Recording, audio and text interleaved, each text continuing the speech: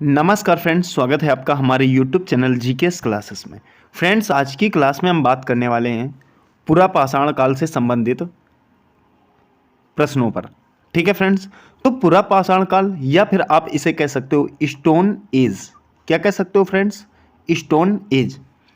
तो जैसे कि यहाँ पर आप देख पा रहे होंगे, आपके सामने यहाँ पर वर्णित किया गया है पुरा पाषाण काल। तो इस पुरा पाषाण काल के अंतर्गत हम पढ़ेंगे, जिसमें फ्रेंड्स 3 टॉपिक आते हैं आपके।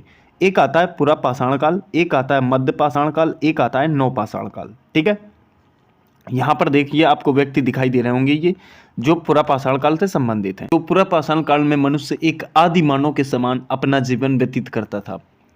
जंगलों में रहकर शिकार करता था, जिसको क्या कहते हैं? ऑखेट कहते हैं। कहाँ रहता था फ्रेंड्स? तो जंगलों में रहता। ठीक है, और वो अपना शिकार करते थे। मैंने आपको बताया ये जो है 3 भागों में बांटा गया है। इस काल में मनुष्य ने एक आखेटक अर्थात शिकारी और खाद्य संग्राहक की भूमिका निभाई थी, और इसके साथ ही इस काल में मनुष्यों को कृषि और पशुपालन की कोई जानकारी नहीं थी। ऐसा माना जाता है भारत के वे मुख्य स्थल जहाँ से पुरा पाषाण काल के पुरातात्विक स्रोत प्राप्त हुए हैं, जैसे आप ले लो अतिरपक्कम जो आपका तमिलनाडु में है, हथनोरा जो आपका मध्य प्रदेश में है। इन क्षेत्रों से मानव की खोपड़ी के प्रथम प्रमाण या साक्ष्य प्राप्त हुए थे। ठीक है ना।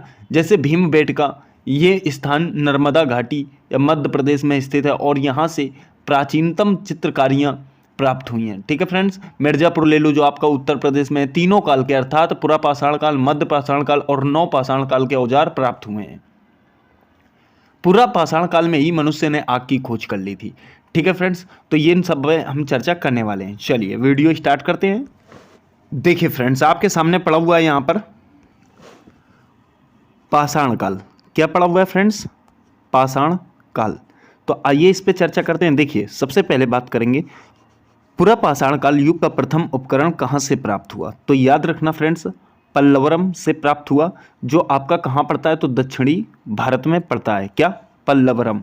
तो आपको ये याद रखना है, जैसे क्वेश्चन पूछता है कि पुरा पाषाण काल या युग का प्रथम उपकरण कहाँ से प्राप्त हुआ, तो हमने आपको बताया पल्लवरम से प्राप्त हुआ। देखिए आगे पॉइंट में बात करते हैं, भारत में मानव का सर्वप्रथम साक्ष्य कहाँ से मिला। तो नर्मदा नदी तट में मिला, जो आपका हथनोरा मध्य प्रदेश में पड़ता है। अभी मैंने पीछे आपको बताया था। वहीं आगे बात करें, प्रागैतिहासिक चित्रकला के लिए प्रसिद्ध स्थान कौन सा है? तो भीमबेटका है, जो आपका मध्य प्रदेश के अंतर्गत आता है। आगे बात करें, पुरा पाषाण कालीन साक्ष्य कब और किसने खोजा। तो फ्रेंड्स, ये क्वेश्चन कई बार पूछा जा चुका है। तो रॉबर्ट ब्रूस फुट ने 1863 ईस्वी में खोजा था। ठीक है, फिर देखिए, पाषाण युग के लोगों द्वारा पालतू बनाया गया पहला पशु कौन था? तो कुत्ता था। इन्होंने सबसे पहले किसे पालतू बनाया था फ्रेंड्स? तो कुत्ते को इन्होंने पालतू बनाया था। ठीक है, वहीं आगे गौर करते हैं, पशुपालन का प्रारंभ कब और कहां से हुआ था। तो याद रखिए, मध्यकालीन युग से हुआ था। अगर प्रश्न ये पूछता है कि कहां से हुआ, तो आदमगढ़ से हुआ था। आदमगढ़ गांव से हुआ था। ठीक है, हालांकि फ्रेंड्स इसे कहीं कहीं आदमगढ़ भी बोला जाता है। क्या बोला जाता है? आदमगढ़। अगर आदमगढ़ की बात करें तो ये ध्यान देना है, आदमगढ़ जो है ना फ्रेंड्स, ये एमपी में पड़ता है। कहाँ पड़ता है? एमपी में पड़ता है, मध्य प्रदेश में पड़ता है। और फ्रेंड्स, मध्य प्रदेश के होशंगाबाद नगर से लगभग 2 किलोमीटर की दूरी पर नर्मदा नदी के पास स्थित है। ठीक है, आदमगढ़ पहाड़ी की गुफाओं में की गई चित्रकारी एक अनोखी और बहुत ही अद्भुत चित्रकारी है। पाषाण युगीन सभ्यता के अवशेष आसानी से देखे जा सकते हैं, ये बात आपको ध्यान रखना। ठीक है, और यहीं से अगर बात करें तो विश्व प्रसिद्ध भीमबेटका गुफाएं लगभग 40 किलोमीटर की दूरी पर स्थित है। ठीक है फ्रेंड्स, चलिए आगे अगर बात करें तो आगे देखिएगा, मृदभांड का प्राचीन साक्ष्य कहाँ से प्राप्त हुआ है। तो चौपामी माडो से प्राप्त हुआ है। ठीक है, कहाँ से? चौपामी माडो से। तो इसके बारे में एक बात बताना चाहता हूँ कि मृदभांड कहते किसे हैं। तो फ्रेंड्स, मृदभांड जो होते हैं ना, ये मिट्टी के बर्तन होते हैं। क्या होते हैं फ्रेंड्स? मिट्टी के बर्तन होते हैं। ठीक है, पहले तो ये समझ लो। अब एक बात बताना चाहता हूँ, यहाँ पर जो मृदभांड थे ये मिट्टी के बर्तन थे। बात क्या बताना चाहता हूँ फ्रेंड्स, उस पर गौर कीजिएगा। मिट्टी के बर्तन, अब वो ये बताना चाहता हूँ कि जो चौपामी माडो है ना, ये मध्य पाषाण काल से संबंधित है। ये पूरा स्थल जो है इलाहाबाद जिले के मेजा तहसील में इलाहाबाद शहर से लगभग 77 किलोमीटर की दूरी पर स्थित है। इसको जो है ना 1967 में, कब, 1967 ईस्वी में, 1967 ईस्वी में बीबी मिस्र के द्वारा खोजा गया था। ठीक है, ये बात भी आपको याद रखनी है। चलिए आगे बात करते हैं। भारतीय उपमहाद्वीप में कृषि के प्राचीनतम साक्ष्य कहाँ प्राप्त हुए? तो फ्रेंड्स पेहरगढ़ से प्राप्त हुए हैं। कहाँ से प्राप्त हुए हैं? पेहरगढ़ से प्राप्त हुए हैं। मानव के साथ कुत्ते को दफनाने के साक्ष्य कहाँ प्राप्त हुए हैं? तो बुर्ज होम अर्थात कश्मीर से प्राप्त हुए हैं। क्या? मानव के साथ कुत्ते को दफनाने के साक्ष्य कहाँ से प्राप्त हुए? तो बुर्ज होम अर्थात कश्मीर से प्राप्त हुए हैं। देखिए आगे, चावल की खेती का प्राचीनतम साक्ष्य कहाँ मिला है? तो कोल्डी हवा में मिला है। ठीक है फ्रेंड्स, कहाँ? कोल्डी हवा में मिला हुआ है। तो ये बात आपको याद रखनी है। आशा करता हूँ फ्रेंड्स ये वाले पॉइंट आपकी समझ में आ गए होंगे। चलिए आगे देखेंगे। देखिए आगे बात करेंगे तो महापाषाण काल का संबंध किससे है? तो फ्रेंड्स दक्षिण भारत से है। ठीक है, मानव ने सबसे पहले किस अनाज का प्रयोग किया? तो जौ का प्रयोग किया था सर्वप्रथम। बेलन घाटी कहाँ स्थित है? तो उत्तर प्रदेश में बेलन घाटी स्थित है। अब अगर बात करें बेलन घाटी की तो एक बात समझ लीजिएगा, जो बेलन घाटी है वो बेलन नदी घाटी अर्थात टोंस नदी की सहायिका बेलन नदी का प्रवाह क्षेत्र है। बेलन नदी जो है उत्तर प्रदेश राज्य के सोनभद्र जिले से निकलकर मिर्जापुर जिले से होते हुए इलाहाबाद जिले में टोंस नदी से मिलती है। टोंस नदी स्वयं गंगा की सहायिका है, जो इलाहाबाद के पूर्व में ही गंगा से मिल जाती है। ये भी आपको ध्यान रखना है। देखिए, जीवाश्म की आयु गणना के लिए प्रयुक्त प्रणाली कौन सी है? तो कार्बन डेटिंग, जो आप देखते हो C14। ठीक है, रेडियो कार्बन C14 जो है ये भी एक अहम हिस्सा होता है उसका। ठीक है, तो ये बात आपको याद रखना है। चलिए आगे बात करेंगे। इतिहास को कितने भागों में बांटा गया? तो इतिहास को 3 भागों में बांटा गया। ठीक है, फिर देखिए माइक्रोलिथ एज किसे कहा जाता है? तो मध्य पाषाण युग को माइक्रोलिथ एज कहा जाता है। मैक्रोलिथ एज, एज का मतलब क्या होता है? आयु। ठीक है, देखिए स्थिर ग्रामीण जीवन की शुरुआत कब हुई? तो नवपाषाण काल में स्थिर ग्रामीण जीवन की शुरुआत हुई थी। ठीक है फ्रेंड्स, देखिए आगे अगर बात करें तो भारत में सर्वप्रथम कपास उगाने का श्रेय किसे जाता है? तो मेहरगढ़ के निवासियों को जाता है। वहीं बात करें आगे, कच्ची ईंटों के आयताकार मकान किस स्थान से प्राप्त हुए? तो मेहरगढ़ से प्राप्त हुए हैं। देखिए गत आवास किस पुरास्थल से प्राप्त हुए हैं? तो बुर्ज होम से गत आवास प्राप्त हुए हैं। इतिहास का पिता किसे कहा जाता है? तो हेरोडोटस को इतिहास का पिता कहा जाता है। जिस काल में मानव की घटनाओं का कोई लिखित वर्णन नहीं होता उस काल को क्या कहा जाता है? तो प्रागैतिहासिक काल कहा जाता है। कहने का मतलब जो साक्ष्य लिखे हुए मिले हैं अभी तक हम उनको स्टडी नहीं कर पाए। ठीक है, ये बात आपको अपने दिमाग में रखनी है। चलिए फ्रेंड्स आगे बात करेंगे। देखिए आगे देखिए, मानव जीवन की घटनाओं का लिखित वर्णन क्या कहलाता है? तो इतिहास कहलाता है, हिस्ट्री कहलाता है।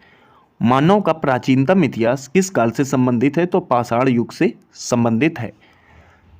पूर्व पाषाण काल का प्रथम आविष्कार किया गया था तो आग के द्वारा किया गया था या आग को किया गया था। ठीक है, सबसे पहला आविष्कार क्या था फ्रेंड्स? उनका आग। उसके बाद में उन्होंने पहिए वगैरह खोजे थे। ठीक है, चलिए जैसे बात करें मध्य पाषाण युग के मनुष्यों की जीविका का मुख्य साधन क्या था? तो फ्रेंड्स शिकार व पशुपालन था। शिकार और पशुपालन के लिए ये बहुत ही जाने जाते थे।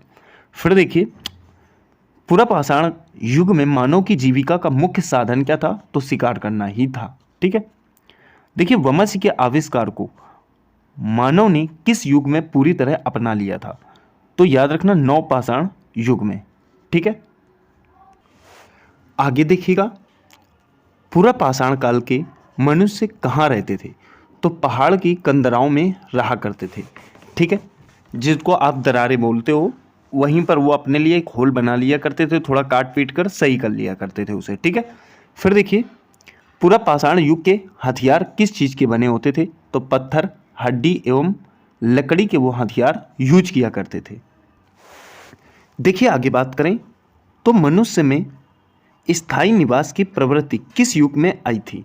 तो नवपाषाण युग में आई थी। ठीक है, नवपाषाण युग का सर्वप्रथम औजार क्या था?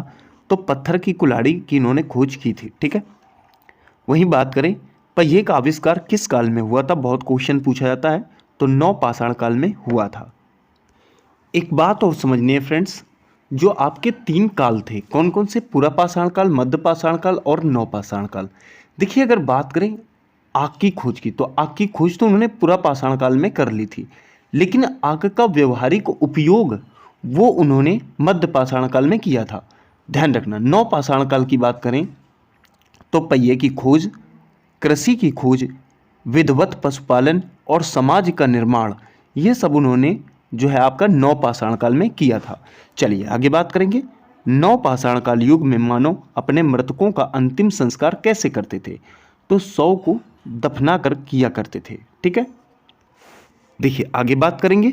नवपाषाण युग में मृत व्यक्तियों को किन किन चीज़ों के साथ कब्रों में दफनाया जाता था? तो देखिए, हथियार दफनाए जाते थे और साथ में मिट्टी के बर्तन दफनाए जाते थे और खाने पीने की चीज़ें भी दफनाई जाती थीं। फिर देखिए, आज दफनाते नहीं हैं, लेकिन उनकी चीज़ों को लोग दान में दे देते हैं। आज भी ये रूल चल रहा है, लेकिन फ्रेंड्स दफनाने का रूल नहीं है। क्या करते हैं कि उनके जितनी भी चीज़ें होती हैं उनको दान में दे दिया जाता है। फिर देखिए, नवपाषाण युग में कब्रगाह में बड़े बड़े पत्थर लगा दिए जाते थे। उन पत्थरों को क्या कहते थे? तो महापाषाण कहा करते थे। ठीक है फ्रेंड्स। फिर देखिए, मिट्टी के बर्तन का प्रयोग सर्वप्रथम किस युग में किया गया था? तो नवपाषाण युग में किया गया था। मनुष्य ने वस्त्र बुनने की कला कब शुरू की थी? तो नवपाषाण काल में उन्होंने वस्त्र बुनने की कला शुरू की थी। देखिए, आदि मानव ने सबसे पहले क्या सीखा? तो आग जलाना आदि मानव ने सबसे पहले सीखा था। फिर देखिए, आदि मानव किन 2 चीज़ों से डरता था? तो मौसम और जंगली जानवरों से सबसे ज़्यादा डर होता था। और जंगली जानवरों से डर के कारण ही उन्होंने फ्रेंड्स क्या किया था? कुत्ते को पालना शुरू किया था, क्योंकि उनको जानकारी नहीं थी। कुत्ता क्या था फ्रेंड्स? कुत्ते में क्या क्वालिटी थी कि वो जब देख लेता था किसको कि भाई इधर से शेर आ रहा है, तो वो क्या करने लगता था फ्रेंड्स? वो भौंकने लगता था। क्या करने लगता था? भौंकने लगता था। तो उनको इस बात का आइडिया लगने लगा कि यार कुत्ता जो है ये बताता है हमें कि भाई ऐसा शेर आ गया है। ठीक है, और अपनी व्यवस्था खुद कर लो। तो इसीलिए उन्होंने डॉग को है जो पालतू बनाया था। यही मुद्दा था। ठीक है फ्रेंड्स। चलिए देखिए आगे बात करते हैं। किस काल में मनुष्य ने पत्थर और तांबे के औजारों का साथ साथ प्रयोग किया है? तो वो है फ्रेंड्स ताम्रपाषाण काल, ये जिसे आप बोलते हो ताम्र युग। क्या बोलते हो फ्रेंड्स? ताम्र युग बोलते हो। ठीक है, चलिए ताम्रपाषाण युग के मनुष्य का मुख्य पेशा क्या था? तो खेती करना उसका जो है मुख्य पेशा हुआ करता था। देखिए आगे, ताम्रपाषाण युग की स्त्रियां किस धातु के आभूषण पहनती थीं? तो कांसे के आभूषण वो पहना करती थीं। ठीक है फ्रेंड्स। देखिए, भारत की प्राचीन भाषा कौन सी है? तो पाली और प्रावमत जो है प्राचीन भाषा है। ठीक है, प्रावमत को भी ध्यान रखना फ्रेंड्स। फिर देखिए, भारत में किस शिलाश्रय में से सर्वाधिक चित्र प्राप्त हुए? तो भीमबेटका से सर्वाधिक मात्रा में प्राप्त हुए हैं। देखिए आगे, राख का टीला किस नवपाषाण स्थल से संबंधित है? तो संगन कल्लू से संबंधित है। ठीक है फ्रेंड्स। देखिए आगे बात करें, फलक संस्कृति किस संस्कृति को कहा गया है? तो फलक संस्कृति जो है मध्यपाषाण कालीन संस्कृति को कहा गया है। ठीक है, आगे देखिए, भारत के कुछ क्षेत्रों में लोग जमीन के अंदर गड्ढों में रहते थे। इस बात के संकेत किस स्थान की खुदाई से मिले हैं? तो कश्मीर में इसके संकेत मिले हैं। गंगा घाटी में धान की खेती का प्राचीनतम प्रमाण जो है कहाँ से मिला है? तो लहुरा देव से मिला है। भारत के किस स्थान की खुदाई से लौह धातु के प्राचीनतम प्रमाण मिले हैं? तो आपका अंतरजी खेड़ा से मिला हुआ है। देखिए, फसल काटने के औजार किस काल में बनाए गए थे? तो नवपाषाण काल में बनाए गए थे। चलिए आगे बात करेंगे, भारत के किस भाग से तांबा या कांसे की कुल्हाड़ी मिली है? तो ब्रह्मगिरी और नाव दटेली से मिली है। ठीक है फ्रेंड्स, ये क्वेश्चन काफ़ी इंपॉर्टेंट है आपके एग्जाम की दृष्टि से। चलिए, भारत में मानव का सर्वप्रथम साक्ष्य किस घाटी से मिला है? तो नर्मदा घाटी से मिला है। ठीक है फ्रेंड्स। भारतीय मानव संग्रहालय कहाँ है? तो भोपाल में है। भारतीय पुरातत्व सर्वेक्षण के प्रथम महानिदेशक कौन थे? तो जॉन मार्शल थे। इन्होंने अपना काम या योगदान सिंधु घाटी सभ्यता की खुदाई में भी दिखाया है। ठीक है फ्रेंड्स, ये बात आपको याद रखनी है। देखिए, नौदा टेली, कहीं कहीं नौदा टेली लिखा होता है, कहीं कहीं नौदा टोली लिखा होता है, का उत्खनन किसने करवाया था? तो HD संकालिया ने करवाया था। चलिए, मूर्ति पूजा का आरंभ सर्वप्रथम किस सभ्यता से हुआ? तो पूर्व आर्य सभ्यता से हुआ है। चलिए आगे बात करते हैं फ्रेंड्स। क्वेश्चन नंबर आपका 59, ठीक है। किस एक पुरा स्थल से पाषाण संस्कृति से लेकर हड़प्पा सभ्यता तक के सांस्कृतिक अवशेष प्राप्त हुए? तो वो है आपका मेहरगढ़, ठीक है। कहाँ से? तो पुरा स्थल से लेके पाषाण संस्कृति तक, ठीक है। मतलब पुरा स्थल से पाषाण संस्कृति से लेके आपका हड़प्पा सभ्यता तक। तो आप ऐसा कह सकते हो कि पाषाण से लेके हड़प्पा जो सिंधु सभ्यता थी। देखिए बात करेंगे नौदा टोली किस राज्य में स्थित है? तो मध्य प्रदेश में स्थित है। इसका प्रयोग मैंने पीछे बताया था, ठीक है। आखिरी पॉइंट है फ्रेंड्स, तांबा या कांसे की कुल्हाड़ियाँ कहाँ से मिली हैं? तो आपको याद रखना ब्रह्मगिरी से जो मैसूर के निकट है, और अगर बात करें तो नौदा टोली से जो आपके नर्मदा के तट पर स्थित है। तो फ्रेंड्स यहाँ पर जितने भी आपके एग्जाम की दृष्टि से इम्पॉर्टेंट फैक्ट थे वह हमने आपको करा दिए हैं, ठीक है फ्रेंड्स, करा दिए हैं। अब आप बिल्कुल रेडी हो जाइए, और अगर वीडियो अच्छा लगा है तो फ्रेंड्स चैनल को सब्सक्राइब कर लीजिए। मिलेंगे फ्रेंड्स अगले वीडियो के साथ, तब तक के लिए नमस्कार, सत श्री अकाल।